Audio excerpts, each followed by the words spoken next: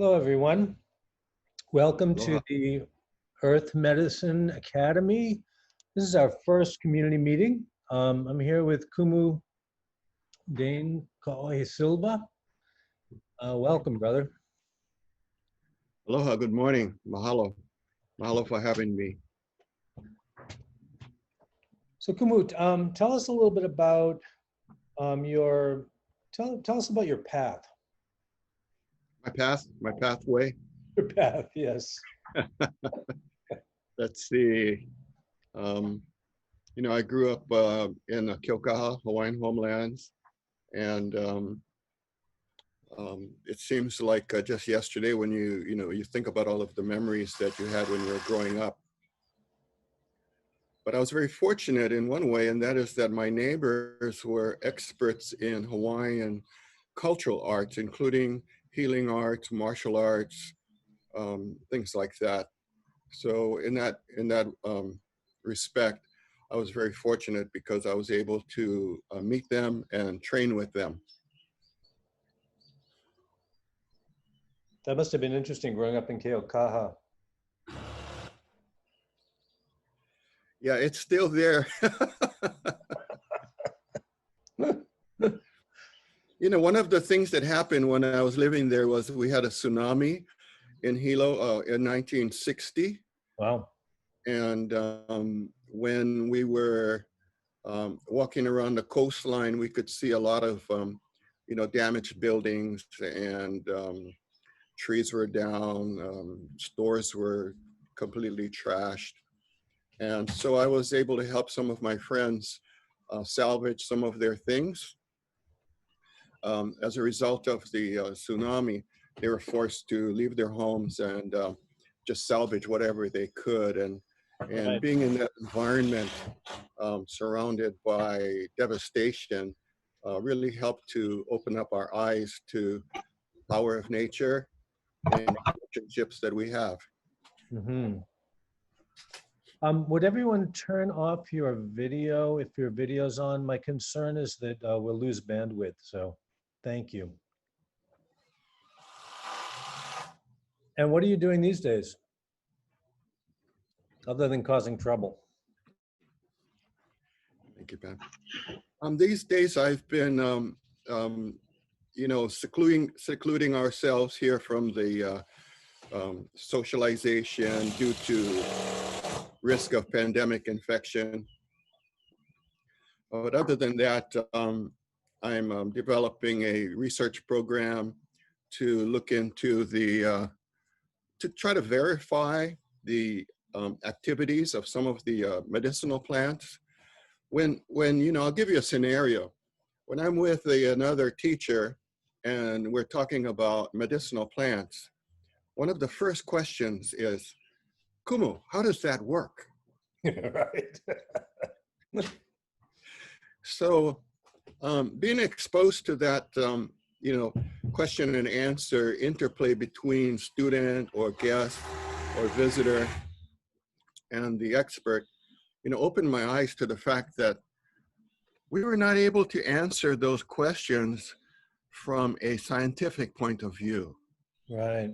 We would adopt and use other perspectives in how we explain the way the plants work. For example, one kupuna might say, this is good for the heart.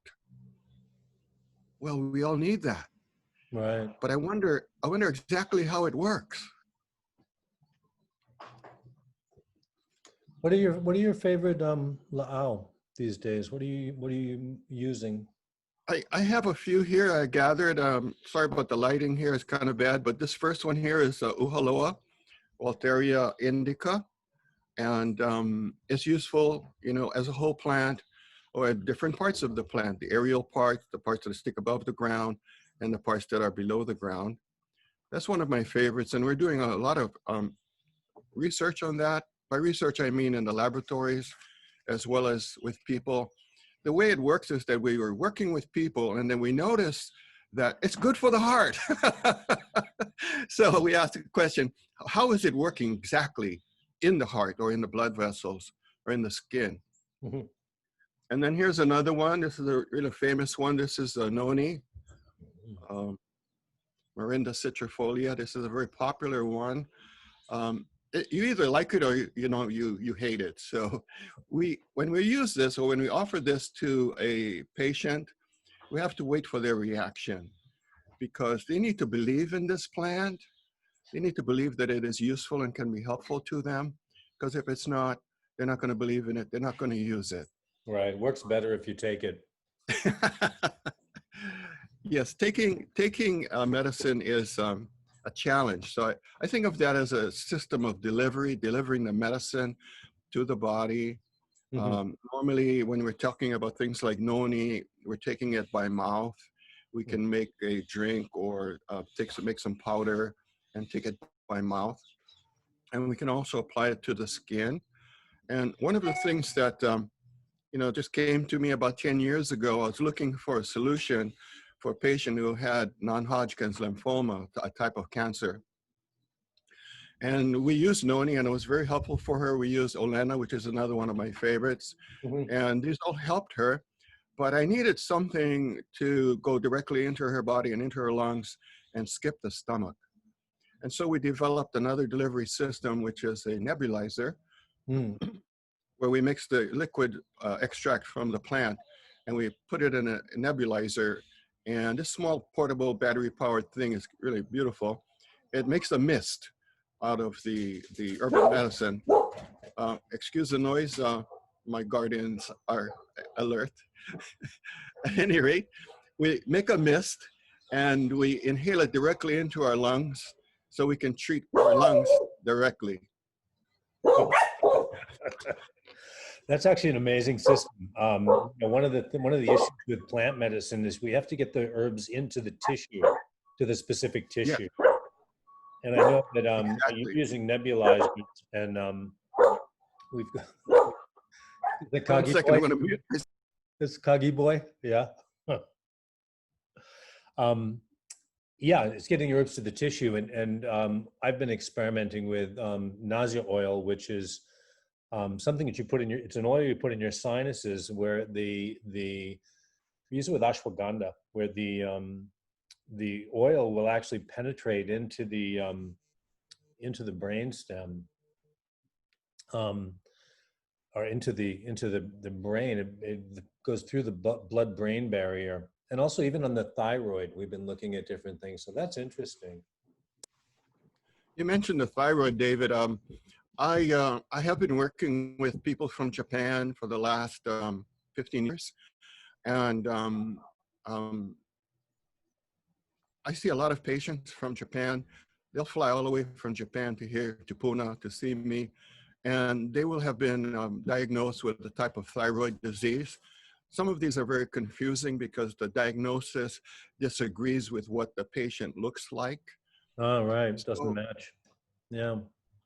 It's really challenging, and what I do is I'll take the leaf of the noni plant, this leaf here, and I'll toast this surface here, the upper surface, and then I'll place it over the throat, over the thyroid gland. Oh, interesting. Yeah, it's like a delivery system. And we get great results. Okay, and another way is to make a juice out of the fruit, out of this beautiful fruit right here. And then we soak a paper towel in the juice, and then we place it right over the thyroid. Oh. Once again, here comes the question: how does it work? Right. Well, right. In these cases, they work because they're anti-inflammatory, and they relieve the inflammation around the thyroid. I would diagnose that as thyroiditis. Right. Right. And then after the inflammation has been suppressed, when the patient takes another test, they don't have it anymore. Yeah, yeah. I know you take quercetin, and isn't there quercetin in Uhaloa? Yes, quercetin is a very prominent molecule in our Uhaloa plants. When we do an analysis of the plant, we can see what are the main constituents or components inside of the plant. And we might see four peaks or four little indicators. And one of them would be the indication that quercetin is present. And the other ones tend to look exactly like quercetin. It's like quercetin with a haircut, all right? It's very similar, but there's one, elemental difference. It may lose in oxygen. Huh. Both of these are super powerful, and they all tend to look alike. They all belong to, a group of molecules called polyphenols. Mhm. Polyphenols. Are you using what are you using for like infectious disease these days? What are your favorite plants for that? It depends on the type of infection. If it's bacterial, I might use one thing. If it's fungal, I might use another thing. But the most important aspect of those infections is where is it located? If it's on the surface of the skin, there's a wealth of options available. For example, here's one. This is the ava leaf. I just harvested the 2 ava plants 2 weeks ago. Uh-huh. And I'll give you an example of how we can use this leaf. One day, my neighbor came over to see me, and he was complaining to me that he has a severe back pain and spasms. And when he goes to the doctor thinks he's faking it because there's no obvious injury or damage. Right. So I suggested to the patient, I said, well, did your doctor do an MRI? He can look at, the nerves. Right. And the patient says, no, he's never done an MRI. And then while he's sitting there in my living room, he begins to have spasms. And so this is an opportunity for me to, actually observe the process and validate that he has these, symptoms. Right. So I'm watching him, and then I go outside, I grab some ava leaves, I come back in, I prepare them, and I apply them to his back. His spasms reduce. Next thing you know, I write a letter to his doctor. He gets the MRI.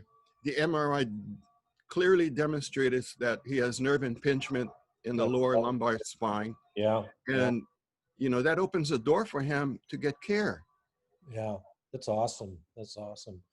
Are you are you working these days? Are you seeing patients?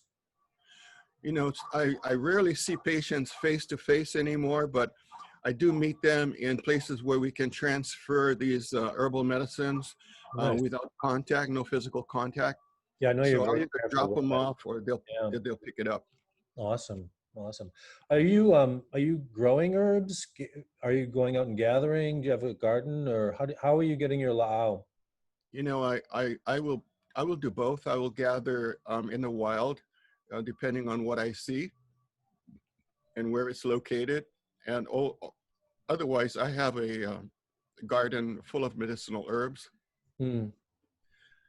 One of the goals of the Kupuna who practice herbal medicine is to have a garden. And so a little over 10 years ago, I got a property and began to clear it and cultivate native Hawaiian plants.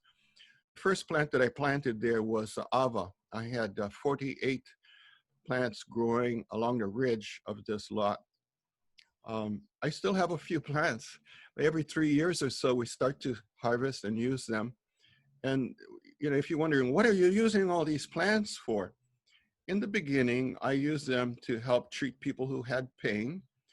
And then, by chance, I started to treat people who had addictions, serious drug addictions. Mm-hmm. And this includes homeless people.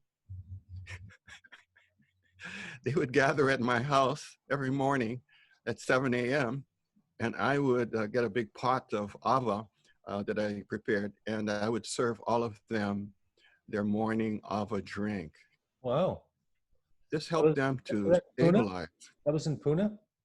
That was in Hilo. In Hilo. Oh, cool. Oh, awesome. Awesome. What do obviously there's a lot of chaos right now. What kind of thoughts do you have about, well, what people should be doing externally in the world and what they should be doing internally from your perspective? I think that this so-called lockdown that we're experiencing is a way for people to recenter themselves, Mm. rejuvenate themselves. We can see the earth is getting rejuvenated by the lack of pollution, human pollution. And I think this is the time for us who are, the two-legged creatures who are walking around polluting the world to take notice of, the results of our actions, and then to take responsibility for fixing the problems that we have created. And that means to heal the land. Mm, yeah, yeah. Well, I've been to your place a number of times, and it's amazing. It's the mana is very strong in both your homes. Really awesome. Cool. Thank you. Um, do you have any plans for the future? What projects are you working on? Well, I'm working on some projects to develop a virtual classroom because of the issues concerning close face-to-face encounters between people, especially a teacher and students. It's important to look for ways to continue the mission without endangering anybody involved. Towards that end, I'm designing a small studio in order to have a place where we can produce um, shows that are interactive, similar to what we're doing now, but with better lighting. And better books in the background. Yeah. You read my mind. So, I know we've been going back and forth. Kumu is going to be teaching a class for the Earth Medicine Academy, but what is it? I can't remember. We keep changing the title. What is it currently? What class are you going to be teaching? The current title is Herb Immunity. Herb, yeah. It's a play on words. Instead of herd immunity, it's herb. Right. Uncle Herbie. So it's about plants and the immune system. I'm going to be talking about the triad as one of my main topics. The triad consists of infection, inflammation, and immunity.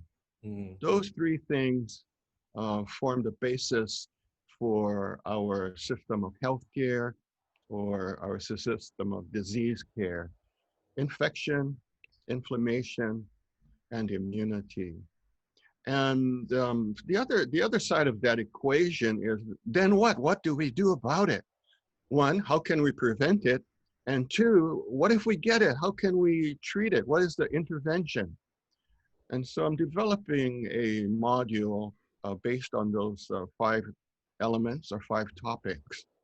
And depending on who's listening and what is their, level of understanding or experience with herbal medicine or science, then I'm going to be tailoring the presentation to them.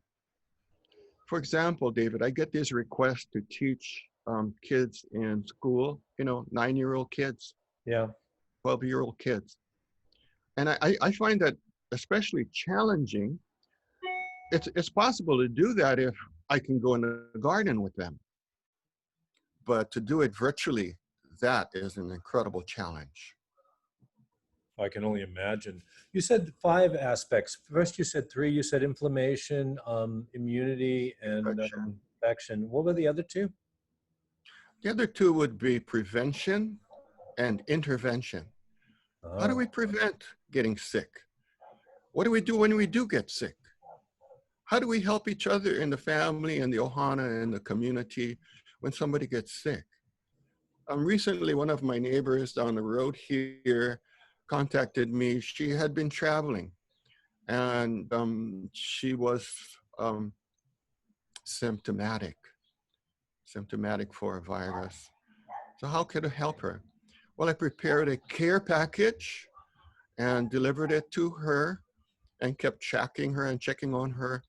And she was very fortunate. It never went into a full-blown infectious condition. What did you give her?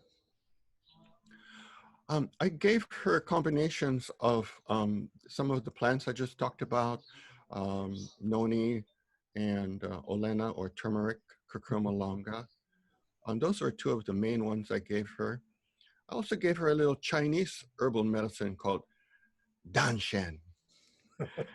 Danshen. Yeah, it's amazing. I have a little bit of background in herbal medicine.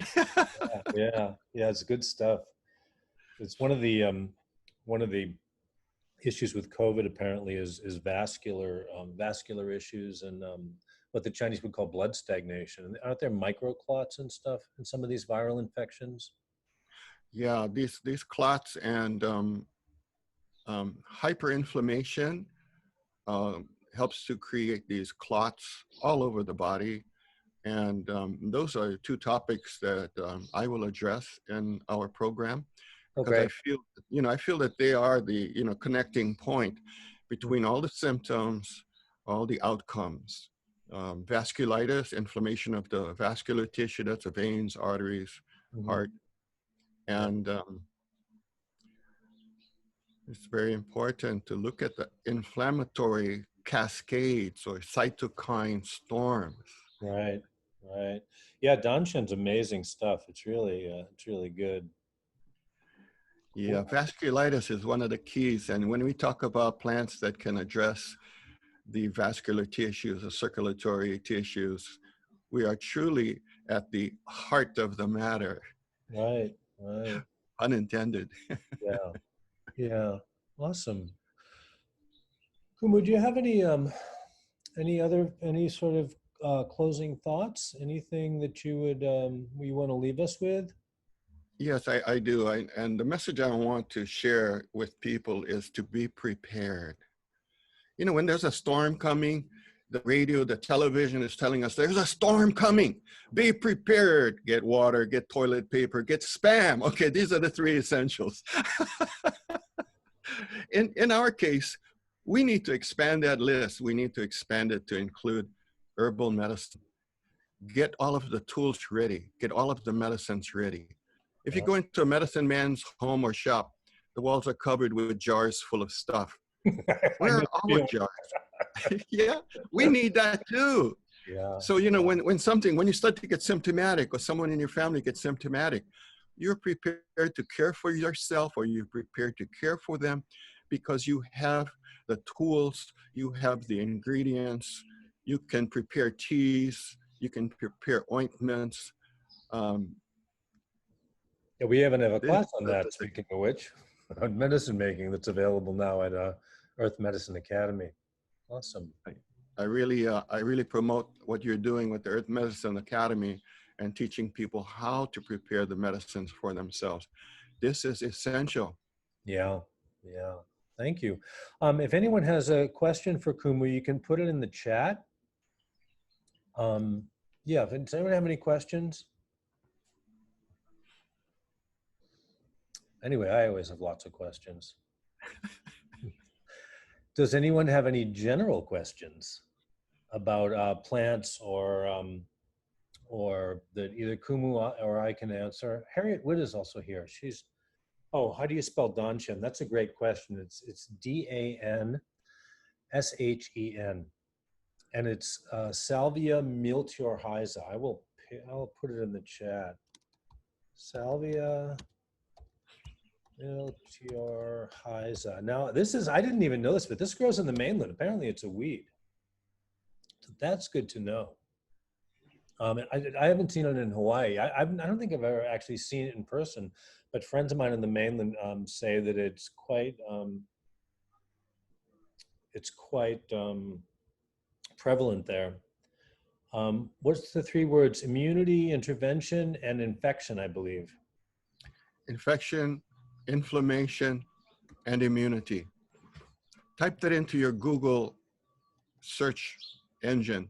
See what happens. It's called the triad. Yeah, yeah. I'm working with Brian Leto. He's a plant chemist for Maui Grown Therapies. He does all the CBD chemistry, but he's going to be making some of my la'au for me. I'm really excited, and we Beautiful. have a course coming up on 12 different chemicals and the best way to do the extractions. He's an expert. He's also an alchemist, so it's interesting. He does the traditional spagyrics, the traditional Middle Ages alchemy. Is there a temperate plant that has similar properties to noni leaf, specifically that could be used topically for thyroid inflammation? I don't know. I'm not sure, Alan. Do you know anything, Kumu, on the mainland? I don't know, but I would look into the mulberry family, see what happens, see what's Okay. available. Yeah. I have Yeah. the same question coming out of other countries. And I'm not familiar with the plants from all of the other countries, but last year, a gentleman from the Philippines asked me about uhaloa, and what he asked me, what is the Filipino name for uhaloa? I don't know. You know, Rick, luckily I knew the name. oh, you did? I'm I did it impressed. because I had read a study coming out of the Philippines where they talked about Walteria indica. Oh, interesting. Rick asks about castor, about Koli. Coli, Yeah, do you use yes, that? coli. Yes, I use coli whenever I can. I used to grow it in my garden, um, and basically we used it all up. Yeah. Yeah. What do you use it for? I'm going to use my big word, inflammation. You know, if we look in, you know, I like to talk about the Hawaiian perspective, and the Hawaiian word for inflammation is pehu. Right. Right. It implies redness, swelling, pain, and so forth, typical cardinal, you know, virtues of inflammation. Right. But when we talk about chronic inflammation, we double the word and it becomes pehu pehu. Oh, got it. Chronic inflammation is Yeah. what we're dealing with every day with patients. Right. From our diet and from our stressful lives. Yeah. Um, Catherine Shawhan, sorry, Catherine, I always forget how to pronounce your name. Is a student of ours on Oahu, and she asks if any suggestions for managing lymph tissues and extremities and swelling. Absolutely. You know, because, you know, all of those things sound inflammatory, Right. we want to deliver the medicine directly to the target. Mhm. And I wish I could show you some slides because we have addressed that issue numerous times. I've been given demonstrations where people volunteer their body parts and I start treating them in front of everyone. Well, I would say I to, can make you a host if you want to share your screen. Is it on your computer or is it on your laptop? um, I mean, you know, I'm not able to pull up that slide right now. It takes time okay. to do that. Yeah, no worries. But I would suggest to that lady, Catherine, Catherine, is yeah. she on the North Shore? I think so. Catherine, are you in the North Shore?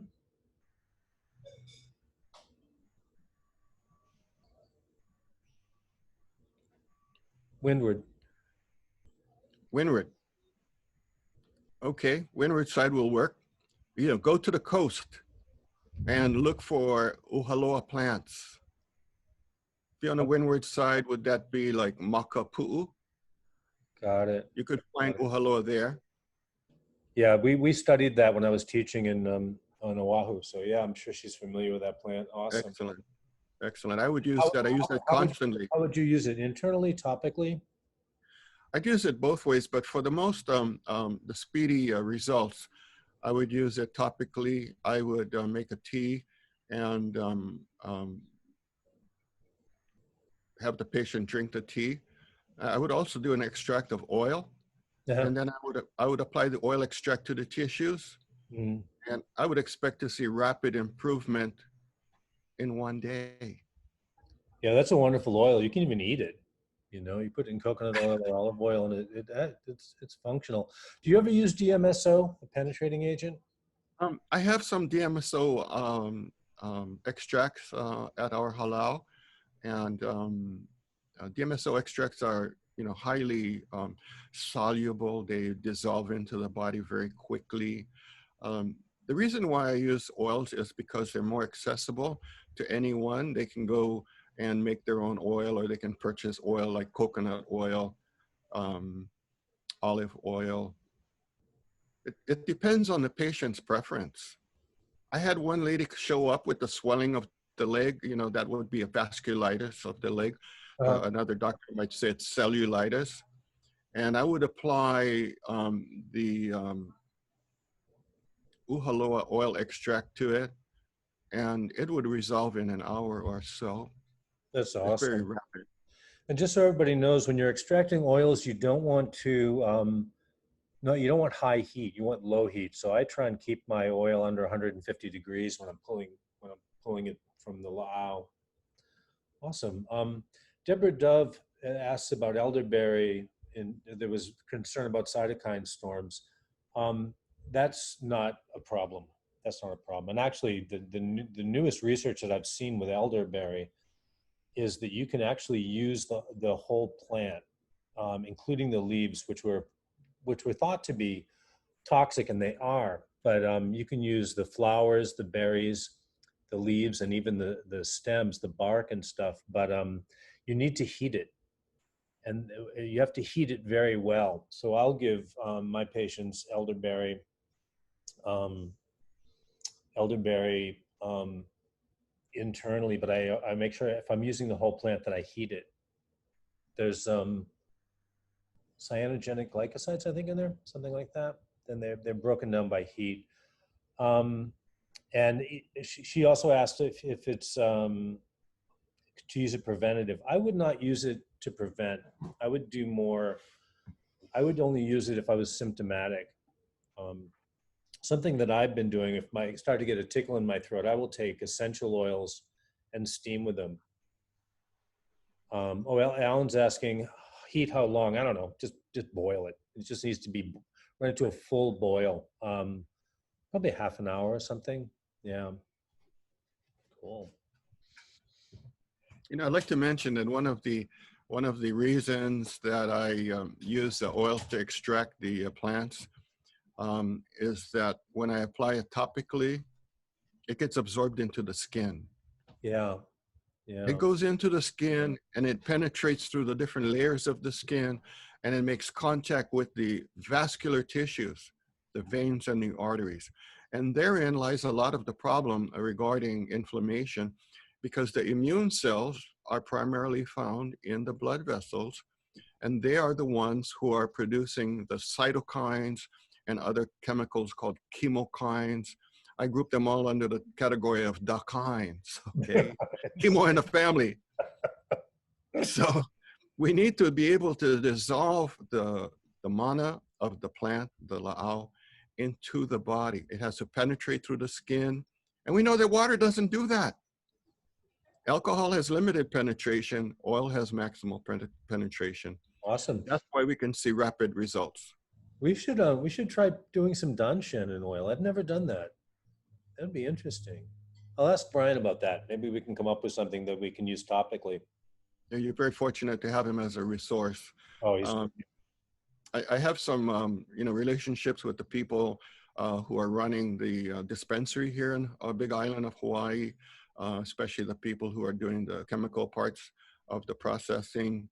And I also work with a group of doctors at the University of Hawaii at Hilo and the College of Pharmacy. And in this way, we're able to learn the answer to the question, how does it work? right. Awesome. Cool. I'd also like to introduce Harriet Witt. Would you come on, Harriet, for a second? Show us your face. She may be off in her garden. Oh, there she is. Hi. Oh, would you unmute yourself? Hi, Harriet is one of our instructors. She's going to be teaching an awesome class, do we have a name for that? Oh, we do. I've forgotten. What's the name, Harriet? Yes, it's called The Intimate Sky, Finding Your Place in the Cosmos. Harriet is one of our gems on Maui. She's been teaching for us for what, 10 years, 5 years, long time anyway. And yeah, since the Han Dynasty, and she'll take us out and we lie on our backs and stargaze, and she will talk. Didn't you train some of the people on the Hokulea? Some of the navigators? Celestial navigation to the Hokulea crew in preparation for their Rapa Nui voyage, because that was an all Maui crew and Nainoa Thompson couldn't come over to Maui to teach them. So it fell to me, which was the greatest honor of my life. I bet. Yeah. Because I realized, oh my God, if I don't do a good job, these people might drown. End up in Japan or something, right? Wow. Well, thank you. Yeah, so Harriet, keep an eye, those of us those on our email list, keep an eye open for Harriet's class, Finding Your Place in the Cosmos. It's wonderful, wonderful. All right, any other questions? I have Danshan, Alan says, I have Danshan growing in my garden and didn't even know it. That's awesome. Yeah, use the root, so cool. All right, Kumu, any parting thoughts? Any parting ideas for us? I would like to share, can you guys hear me now? Hang on a second. Here we go. There you are. Yes, I would like to share one thing, and that is that nobody knows everything. We're always learning some new things. And I encourage everybody to continue to gather information just like you gather the plants. Learn with them, and most of all, listen to them. Absolutely. Mahalo. Thank you so much. All right. Thank you, everyone. You're awesome. We'll be doing this again next month. We'll send out notices, and we're going to be interviewing David Way, who's a phenomenal, one of our teachers. He's phenomenal. He spent 5 years in Wudang Monastery in China, and David is the real deal. He's a true, he's quite the gem. So anyway, thank you, everyone. We'll see you next month.